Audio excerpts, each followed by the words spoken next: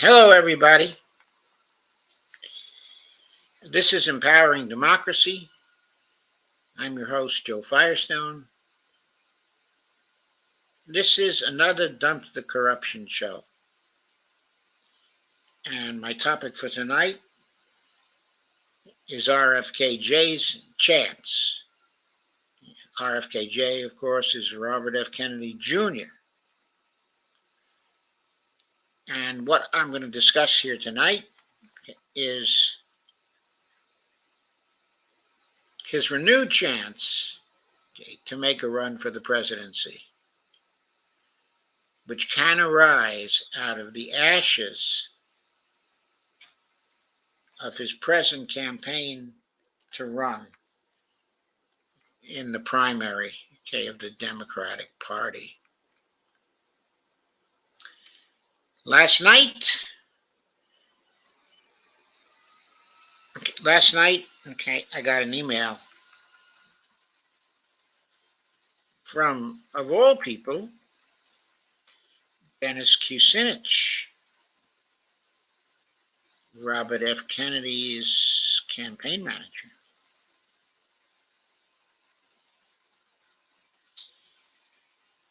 And what Dennis had to say is, "Dear Joseph M.,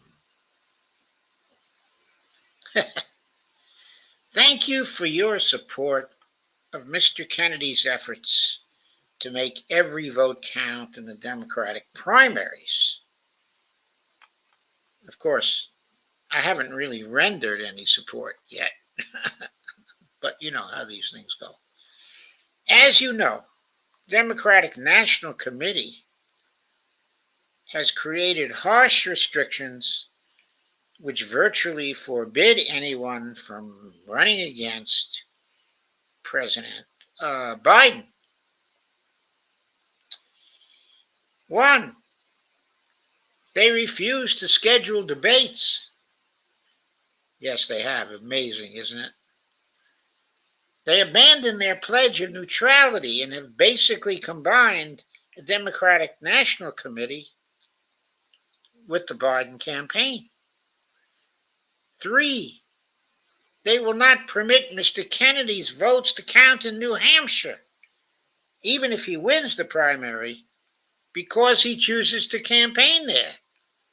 And of course, that violates a recent rule that they just passed. It said, if anybody campaigns there, then votes for them will be given by the DNC to President Biden." 4, I'm being joined now by Dee Pierce. Dee is the host of Around the World with Dee and Friends, and she nearly always joins me on this show. Yes, so hello. I'm very happy to be here. Thank you, Dee. I'm happy you're here. So, what I've been doing, oh, by the way, we got a few people here now. You came just in time. The only one I see is Steve Wolfbrand. Hello, Steve. Nice to see you. Okay, so, I was in the middle of reading a letter I got last night from Dennis Kucinich. And so I want to continue reading that letter. Well, I guess I'll start with the 5 points because I was in the middle of the 5 points, but, now that more folks are here, okay, it's good to say them again. Okay, Dennis is reviewing what the Democratic National Committee has been doing to make their primary a farce. 1, or to rig it, in other words. 1, they refuse to schedule debates. 2, they abandoned their pledge of neutrality and have basically combined the DNC with the Biden campaign. 3, they will not permit Mr. Kennedy's votes to count in New Hampshire, even if he wins the primary, because he chooses to campaign there. 4, they have created a class of superdelegates, contrary to reforms, which will enable the DNC to stuff the first ballot with party loyalists. Now, the DNC maintains with a straight face that the party process is set up to be fair. It's funny how people lie today with a straight face, right? They have no shame, utterly no shame. We believe that once the DNC breached neutrality, says Dennis, nothing the DNC says about the process can be believed. I think Dennis is right about that, but he should have known nothing the DNC says about the process can be believed as early as 2016, when we saw what was done to Bernie Sanders and we saw the lying that took place. We saw the lying on the part of Donna Brazile and on the part of Debbie Wasserman Schultz. They were lying through their teeth in 2016. They were lying through their teeth in 2020. None of this is new. I mean, the fact that they're lying through their teeth.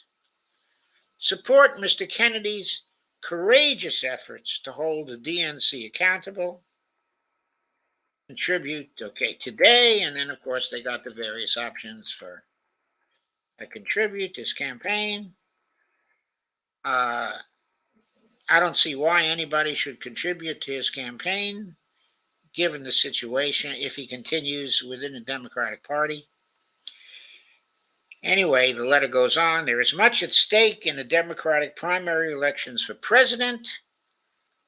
A fair election, the integrity of the process. Well, these are things that are at stake, of course, that are being undermined by the DNC. The integrity of the process, making every vote count. Yeah, making every vote count. Ending once and for all. Sorry, I scrolled too fast. Did I? What's the word integrity? Yeah, the word integrity is a real laugh, isn't it? I know. I was like, oh my God. When was the last time we saw any integrity from a Democratic Party? Incredible. It's incredible. Let me scroll up and get this here.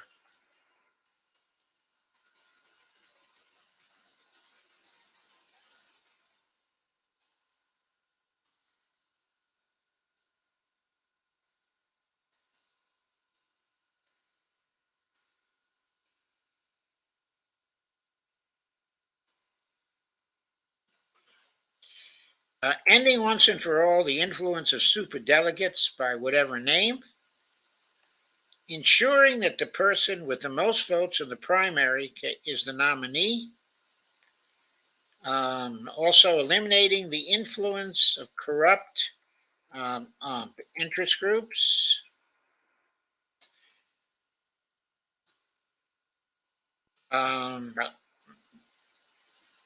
Returning a Democratic Party to the people. Robert F. Kennedy Jr., who comes from one of the most storied families in the history of the Democratic Party. Well, they used to be a storied family. However, younger generations have been, in most instances, a huge disappointment. Only the other day, Patrick Kennedy did his best, which was good enough to defeat, a progressive, in Rhode Island, on grounds, that the progressive was going to take positions on foreign policies that would be, inimical to military Keynesianism in that state, that the defense factories in the state and defense industries in the state would be harmed by the progressive candidates' positions on foreign policy. And Patrick Kennedy went all over the state defending the military-industrial complex in a successful bid to defeat the progressive candidate there. So I don't know how storied this particular family is in Massachusetts. Just a year in 2020 was it when the Joe Kennedy, was it Joe Kennedy the third or Joe Kennedy the fourth? I can never get the numbers straight. The redhead tried to take the Senate seat away from Ed Markey. Thank God he ran against him and got beat pretty good. I say recently, Caroline Kennedy's son, Jack, he was on TikTok defending Joe Biden. Oh, yeah. And saying that his uncle is, being a disgrace to the Kennedy name and all this other he's stuff. He's a disgrace to the Kennedy name, and he's doing it all for his ego. Yeah. This kind of stuff, smearing Robert. So, one of the most storied families in the history of the Democratic Party is leading the way with determination in the hopes that we can reverse years of decline and indifference in the political process. That is what Bobby Kennedy says he wants to do. Of course, what you say and what you do are two different things, as we all know. And what the DNC and the establishment that's in Washington, the parameters they will let you work within. Indeed.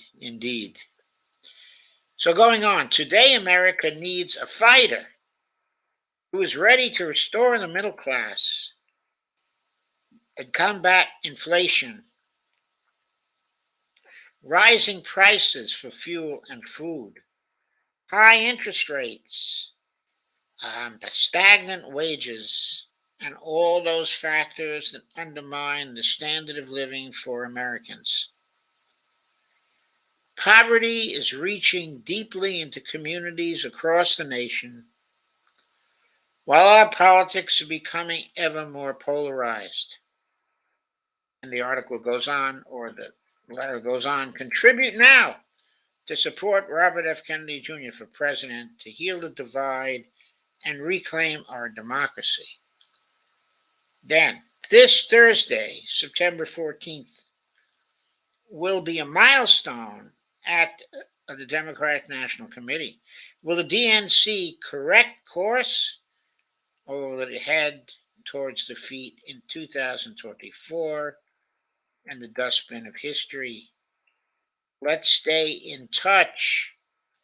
Meanwhile, spread the word. Robert F. Kennedy Jr. for president. Thank you, Dennis J. Kucinich, campaign manager, Robert F. Kennedy Jr. for president. Now, folks, there is no way Democrats or the DNC will voluntarily stop rigging the primary for Joe Biden. So RFK Jr. cannot win the presidency without running as an independent. Of course, he didn't want to run as an independent. He had family ties to the Democratic Party. He was obviously sentimentally attached to the party and the idea of taking back the party.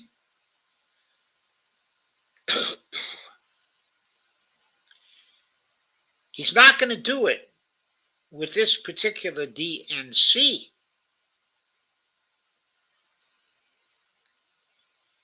Because they're going to keep right on screwing him.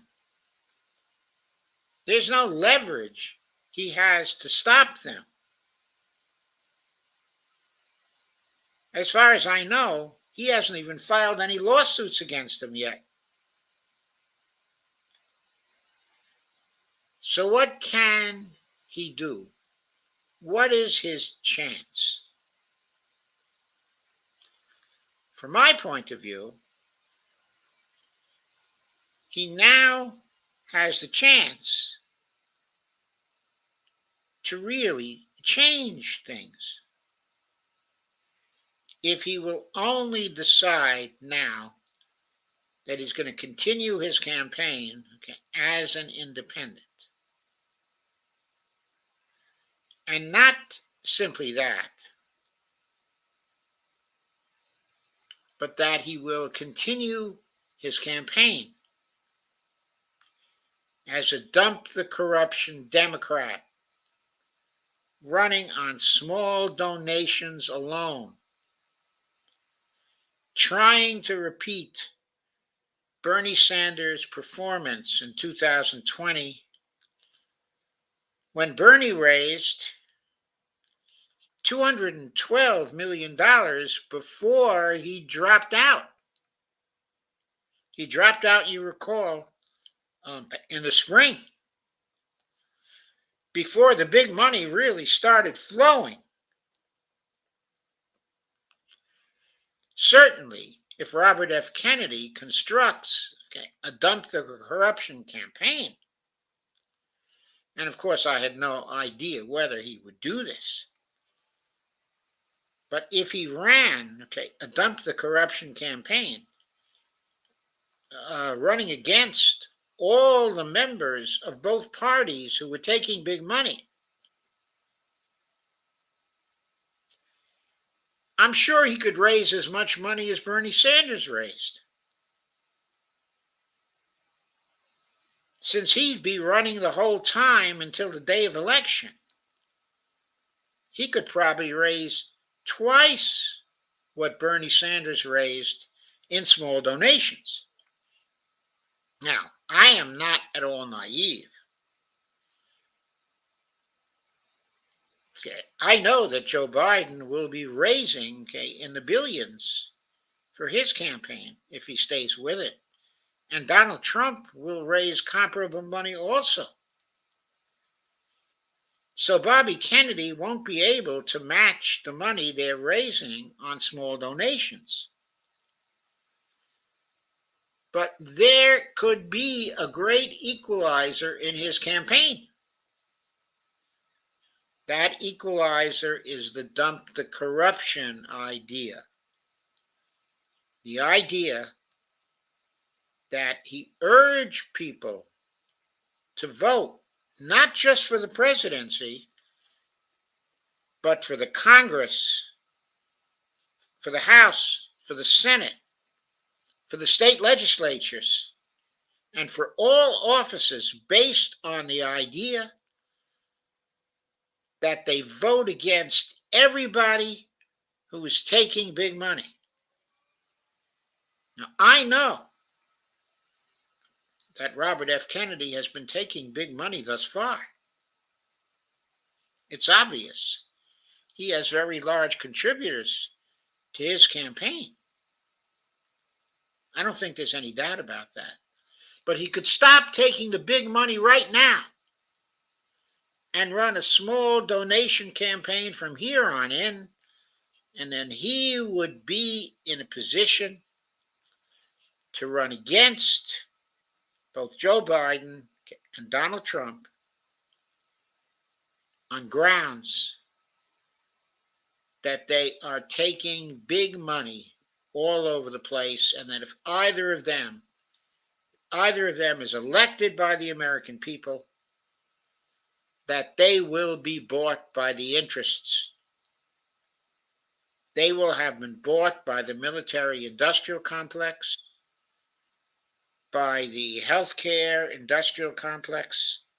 I see you fell out. Yeah.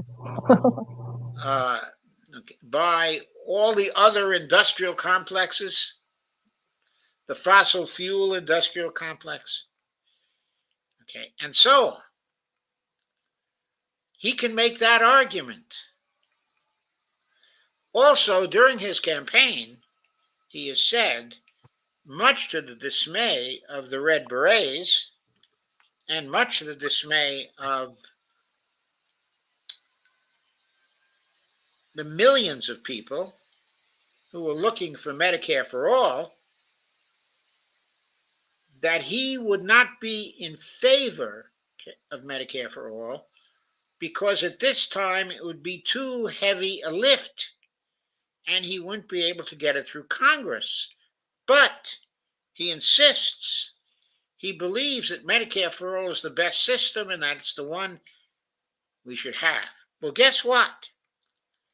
If he ran a dump the corruption campaign, and of course an end the wars campaign as well, and he also ran on Medicare for all, and that campaign was successful at every level, he would then have an entirely new Congress to deal with.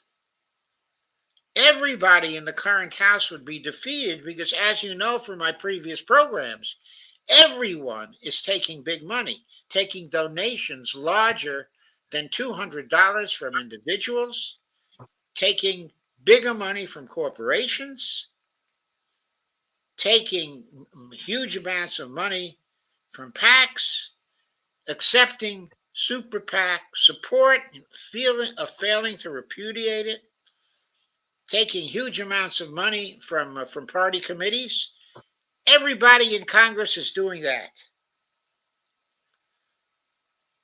So if Robert F. Kennedy were to win in such a race, his passing Medicare for all would not be a heavy lift at all then. He would be leading an entirely new Congress full of people that had not been bought by the healthcare industrial complex. He would be able to pass lots of green legislation to his heart's content with such a Congress, because none of them would have been bought by the fossil fuel industries.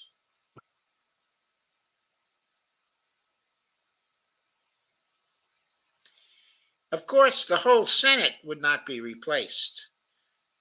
Only 1/3 of the Senate.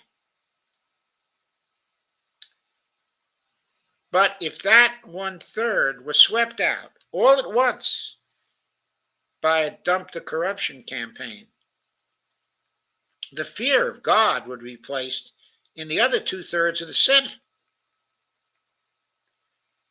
And they would have no choice but to go along with the bills the House had passed. Because if they didn't, they would be up for grabs in 2026. The threat of their careers being ended would be palpable. Palpable. They would have to go along with what the president and the 1/3 of the Senate and the whole House favored. By the way, changing 33 senators, putting in 33 new senators not beholden to any of the interests, also means that enough votes would be in the Senate to end the filibuster. Because there are at least 27 votes that exist in the current Senate to end the filibuster. 33 plus 27 gives 60. Most probably there are more than 27 votes that would be up for ending the filibuster in the kind of electoral environment, after the kind of electoral environment we're talking about. It might go as high as 45 senators who wanted to get rid of the filibuster. 45 plus 27, that's 72 votes to get rid of the filibuster. We could get rid of the filibuster, pass things fast, if dump the corruption was successful, if that campaign was successful, if it were led by a presidential candidate running as an independent and taking only small donations. That could revolutionize politics in this country in a very short period, of time.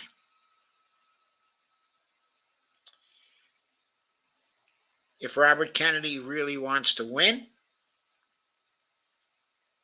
if Robert Kennedy really wants to end the wars and change our foreign policies, if Robert Kennedy honestly favors Medicare for all as the best system that could be enacted for the United States, if he's as green as his career indicates he is, a revolutionary opportunity would await him if he destroyed all the candidates running in both the Republican and the Democratic Party because they were taking big money. That would be a true revolution in politics.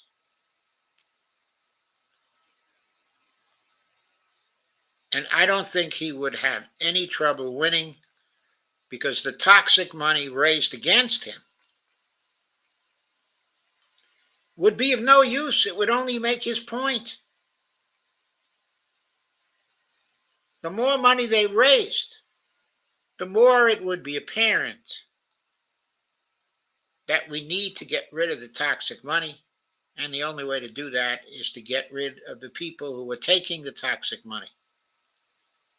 All the House members, 1/3 of the Senate members, the two candidates of the Republican and Democratic parties, even some of the candidates of small parties will be taking some toxic money. So this would really change the system and give Robert Kennedy, as the president, the power to make major changes, even to the Supreme Court, to expand the Supreme Court to 15 members.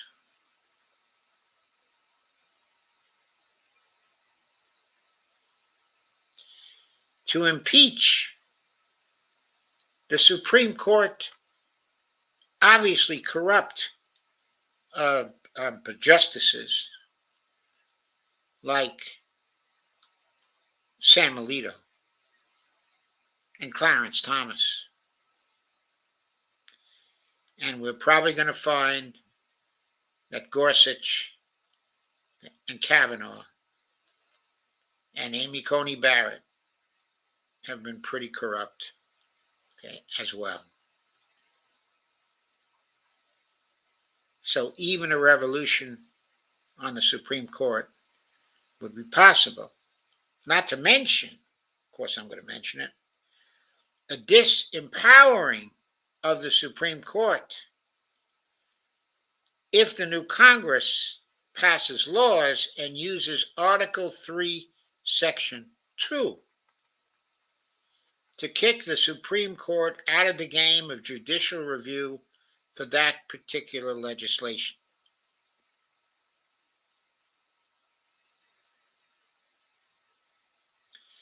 So think of it. Think of what he could do if he ran as an independent and he conducted, a dump the corruption campaign, trying to create, a new party. But of course, I do have to mention, because this is very, very true, there are a few things, I have to mention. One thing, I have to mention, though, is if he wins in that new environment, he can still have the Democratic Party, if he wants it. All he would have to do is go to the Democrats, if there are still any Democrats in Congress, and say, hey, you're Democrats. Okay, I'm a Democratic too. They ruined, the Democratic Party. These neoliberals ruined it. We're going to fix it together. Who is the leader of the Democratic Party when the Democrats have a president? The leader of the Democratic Party is the President of the United States. And that president can select whoever he wants to select to head up the Democratic National Committee. So if he wanted to keep being a Democrat, he could clean out this corrupt Democratic National Committee. That could fall to him too. Now, I do want to talk about one problem, serious problem, that I have, with Bobby Kennedy. And that is his disgraceful performance a couple of months ago on the Israel-Palestine issue.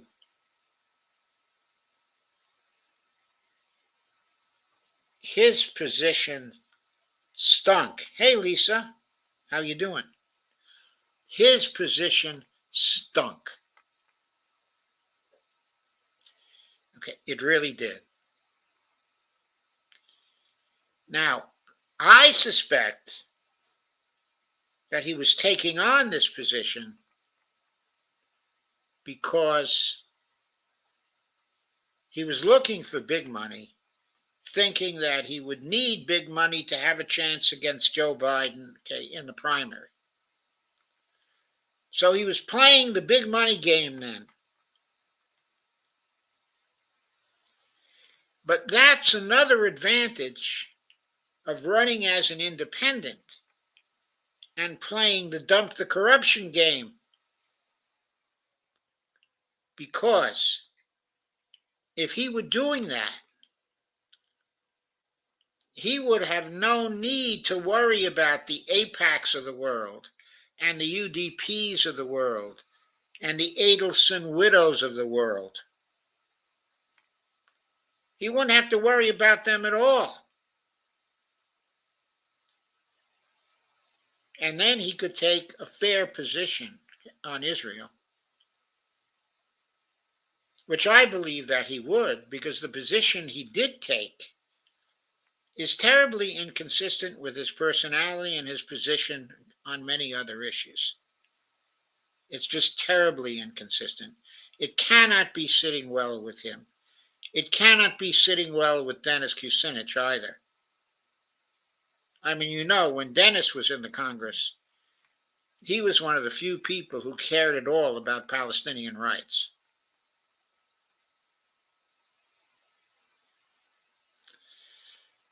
So I had to say that, as a final part. I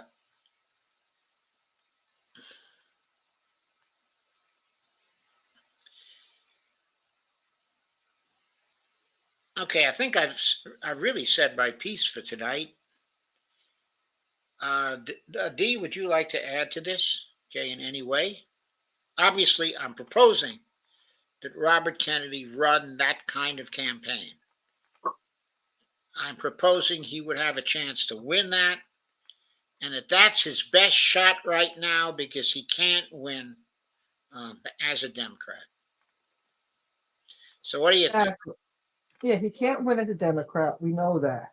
He's been down that path.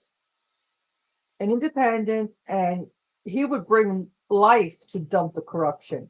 Could give it a name. People running behind that, so it would be more power. It's dumping the corruption and educating people.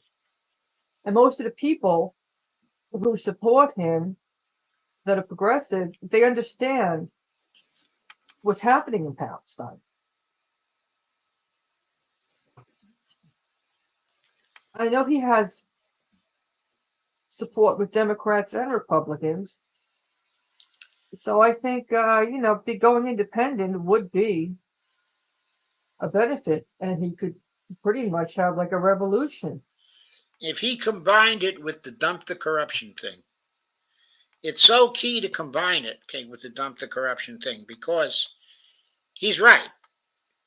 If he got to be president with the environment pretty much the same as it is now, with maybe a few minor changes, he wouldn't be able to do the heavy lifts. It would be like herding cats and dogs. It would be so difficult for him to get a Medicare for All bill passed then. It would be so difficult to do the kind of environmental and green legislation that he wants to do. Yes, he could do a lot, okay, with the executive branch. He could make a lot of changes. He could facilitate easily state level single payer, okay, if he were the president. But he couldn't do the revolutionary changes. But if he was successful with the Dump the Corruption campaign, he could change the whole political environment. That's the real opportunity here. That's the real chance here. He could not only win for himself, but he could win for the whole Congress of the United States and for many, many, many state legislatures across the country. He could sweep out the people who were taking the big money. Right. And there's so many people that do not vote. He'd be bringing out more people to vote. He could. He could bring out those people to vote if he had chewed the big money and he just went full bore on the Dump the Corruption campaign, saying that anybody who takes big money is just unacceptable. Just unacceptable. And he ran a consistent campaign on that, as well as various policy positions. He could sweep. Yes, he could. He could sweep. People are sick and tired of this. We are. We're just so sick and tired of the money and the influence of the money and the lack of democracy. Everybody knows we don't have a democracy anymore. And Certainly the people know Republicans that know that. whoever's in office, it doesn't matter. Yes. It doesn't matter because the money controls everything anyway. We have, in the Democratic Party now, we obviously have a quiet fascism, what Sheldon Wallen called inverted totalitarianism. And in the Republican Party, what we have is out and out fascism, with many candidates being out and out fascist. I mean, I don't know who they have running for president who is not fascist.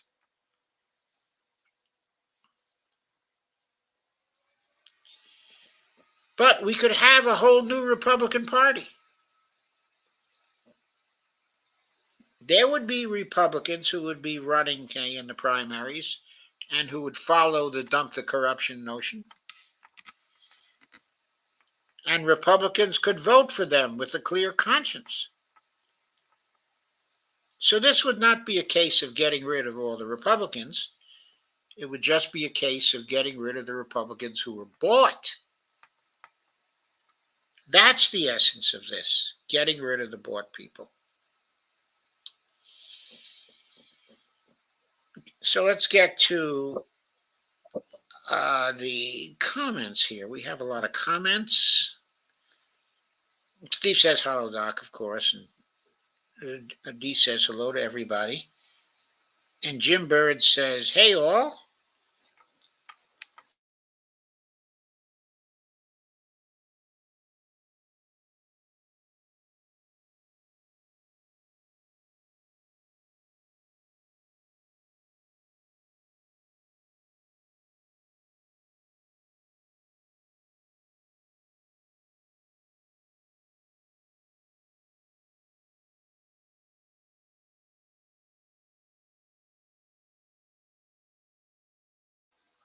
Okay, I'm back.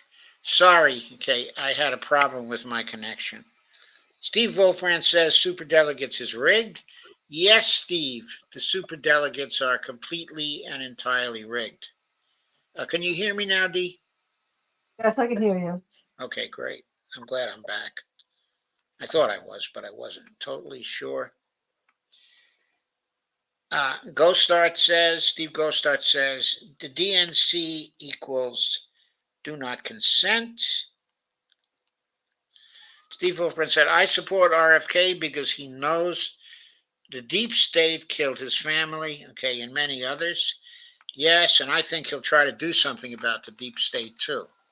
He can start, first of all, by splitting the CIA into the intelligence branch and keeping that branch separate from the operational branch. Then he can start to trim the hell out of the operational branch, scatter it to the four winds, get rid of the private army. It's not the private army, but it's the secret army.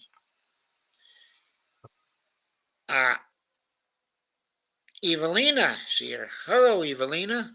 So glad to see you. Now, where's Kay Ryan tonight, though? I don't know. Yeah, Kay is usually always here. And Steve said, I lived through all those assignations myself. Okay, a most ugly country. The assignations or the assassination, Steve? And Steve Costa said he missed out on Peter. I'm sorry, Peter Durod. Oh, Peter Dow.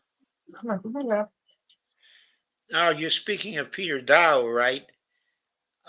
Who was retained by Cornel West, I guess, is his campaign manager now.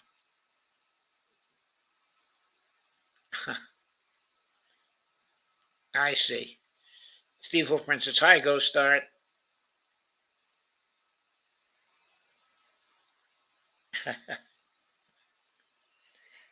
And Go Start has his turquoise person waving. Steve Wolfman says, it continues. Obama's chef, Joan Rivers.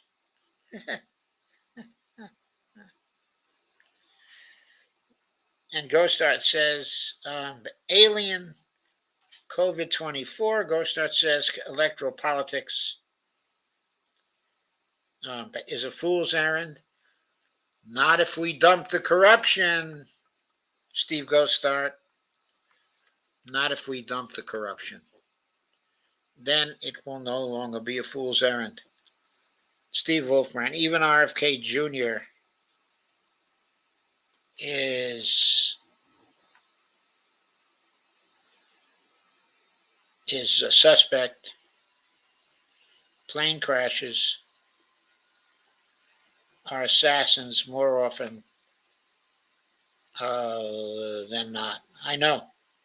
He'd have to be very, very careful. They'd be out to get him from day one. Steve Wolfman says, we can only hope Joe Biden drops out. 50% chance, in my opinion. There's a good chance he's going to drop out. But what he may do is stay in long enough to be the face that defeats everybody else. Then he drops out and he turns over the power to appoint somebody as the nominee of the Democratic Party to the DNC. That's what they would want to do because they probably don't think that anybody else could win in the primary. I personally think that their best primary choice, if they wanted to have a real primary, would probably be Gavin Newsom. And Lisa says, hi, folks, at 9:32. And Dee says, hi, Lisa. Lisa says, good, Joe. I don't know what was good, Lisa. Lisa says, hi, D. Steve says, hi, Lisa. Ghost Start has his turquoise waving person at Lisa Theobald. Long time no see. And then he leaves is it the avatar or whatever? The body blue raised arms signal. Lisa says, hi, Stephen Gosart. And Lisa leaves a heart. And Stephen says, Bobby said he will pardon Assange on day one. That's gold in my opinion. Yeah, it's gold in my opinion too. Boy, I would love that. Lisa says, agree with that, Joe. Lisa says, yes, Steve, it is gold. Steve says, off topic, we really need to talk about the alien bodies that the Mexican Congress brought out. This could be the biggest story in human history. Well, send me some links on it, Steve. Okay, send me some links, okay, in Facebook, because I haven't seen that yet. I haven't been watching that. And Lisa Theobald says, Steve, what? Actually, Ghost Starts is a Steve too. Okay, he just goes by Ghost Start, but he's a Steve. Steve Wolfbrand says, oh, I guess she was talking to Steve Wolfbrand there. Lisa, yep, Mexico UFO congressional hearing, and UFOs brought out cadavers of ETs, 1,000 years old from Peru. Steve says, Peru. Lisa says, today. Steve says, yesterday. Joanne Olenhouse Ricardio says, I'm leaning toward Williamson. Okay, I kind of like Williamson, but I think that I don't think she has the understanding of the inner workings of the government that RFK has. Of course, he has, his experience as a little boy and a teenager, being very close to the goings on then. But during his career, he sued the government so many times that he has a very good grasp of how the agencies work. And he knows a lot of people who know how the agencies work, okay, who would also work for him. For example, just to follow up on that, who would Marianne have as her Secretary of State? Have you got any feel for that? I don't have any feel for it, but Secretary of State is awfully important. Be awfully important that she doesn't continue with the neocons. We don't know whether she would. But I have a pretty good hunch that Robert Kennedy would appoint Jeffrey Sachs as his Secretary of State. And boy, would Jeffrey Sachs make a wonderful Secretary of State. He would clean those neoliberals out of the State Department if he had 4 years. These are important things. It's not just whether you like one person or not, a personality of some person, that is of some importance. But you have to look at so much else in terms of prioritizing the candidates.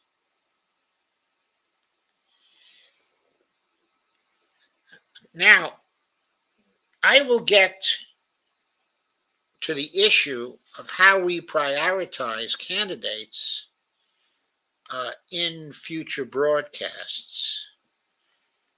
I hope to be able to do so tomorrow night.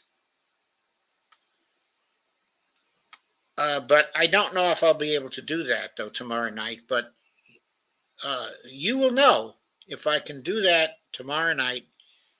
You will know somewhat in advance. But that's the show I would like to do tomorrow night. But we will see, okay, if I can do it. Okay, I want to get a particular guest, okay, actually working with me on that show. And I'm kind of saving that show for this guest. And Steve Wolfbrand says NASA has a UFO hearing tomorrow. Oh, cool. Steve says, you don't want Newsom, believe me. I don't want Newsom. No, I don't want Newsom. I mentioned Newsom. I said, I'm basically saying the best choice for the assholes would probably be Newsom. That's just a comment. But I don't want Newsom. No, I don't like Newsom at all.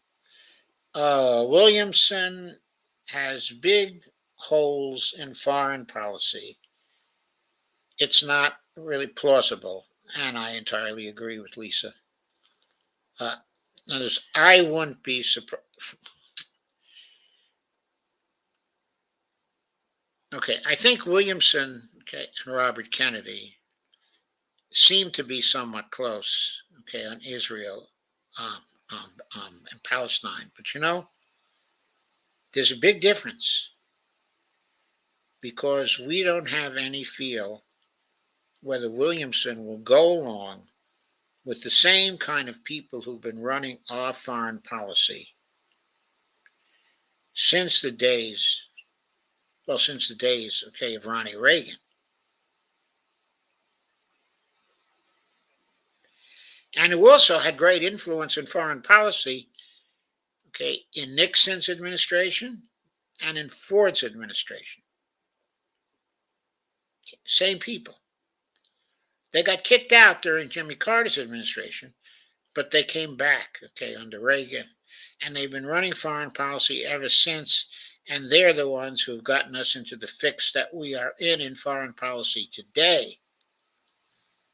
So who surrounds the president in relation to foreign policy is so important. We have a good feel for what Robert F. Kennedy wants to do in foreign policy. And what these people do in foreign policy, our very existence depends on that. I've said this on a number of shows, but I'm going to say it again. We are exposed to the risk of nuclear war for the first time in 40 years. And the exposing has been gradually created by the Bush, the Obama, the Trump, and then the capper was put on it by the Biden administration. The capper. And now we risk losing our existence for the first time in 40 years. My friends, that is unforgivable. It is unforgivable. It is unacceptable.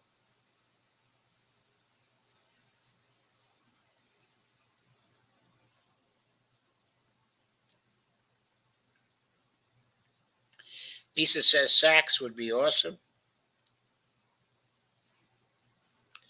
Lisa asks, on tomorrow, Thursday night, isn't it? I would love to do that, Lisa. But I'm waiting for my guest to tell me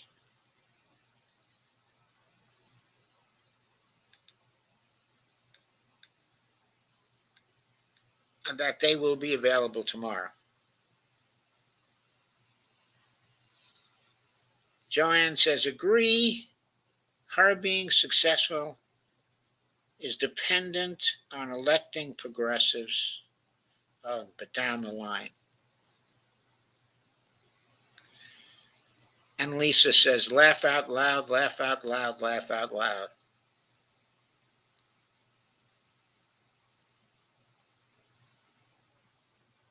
I don't believe you guys haven't seen the Mexican congressional hearing. It's all over social media. Google it. I will, Steve. I certainly will. However, today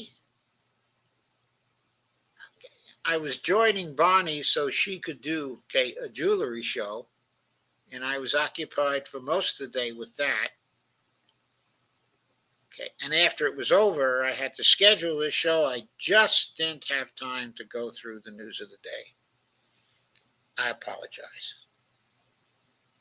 I saw on social media some of the pictures and evidence that they were showing.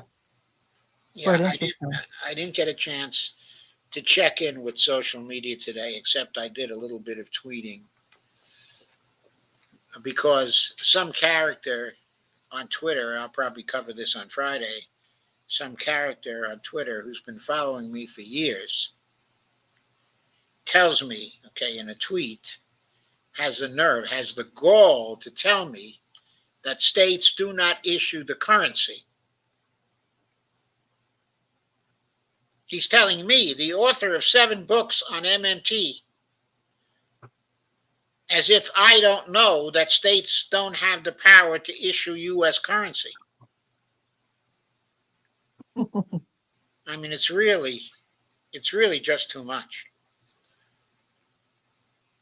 I mean, the ignorance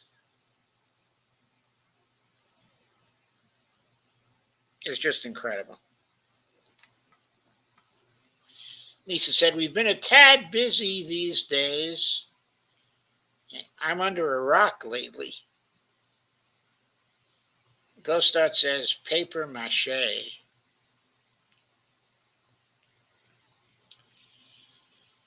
Okay, any more comments anybody wants to make? Okay, please do so. If not, then I will sign off and try to find out if I can do the prioritization show tomorrow or not. Everybody, thanks for coming. Okay, Dee, you have anything you want to add? Please hit the like button, subscribe, and share. And please buy us coffees. Yes, we would love coffee. We would love some coffees. And please go to my Patreon account occasionally and do something over there. Anyway, thanks everybody. Yes, thanks and good night. I should probably start off the shows by calling attention to my Patreon account and my Buy Me a Coffee account and Dee's Buy Me a Coffee account. Also, Dee, by the way, what's your Buy Me a Coffee account? Coffee, then it's D Piers. And I just wanted to say tomorrow's show, for my show, Thursday at 8 p.m., I had gotten a message from somebody that I know of, I corresponded with, that's an Iraqi Kurd. And he sent me some information in English and a human rights report and some videos. And he asked me if I could do a show about it. So I said, yes, I will do a show. So well, that sounds pretty great. Show. So that's going to be tomorrow's show? Yeah, tomorrow at 8 p.m. Yes. And the last time we did a show, he had requested we had done the show, and we didn't have any problems with when it's concerning Iraqi Kurds. It's just when we did a show when it came to Syria, we had the problem. Yes. So. Yes, but of course the Kurds have problems all over. Yes, they do. And that's what I want to try to show everybody. But I guess depending on which way, what government that who controls the social media is going to give you a hard time. There's no problems with the Iraqi Kurds. Okay. You have to do a show on. Okay, so thanks everybody again. Yes, thank you and good night. We will both see you tomorrow. Yes.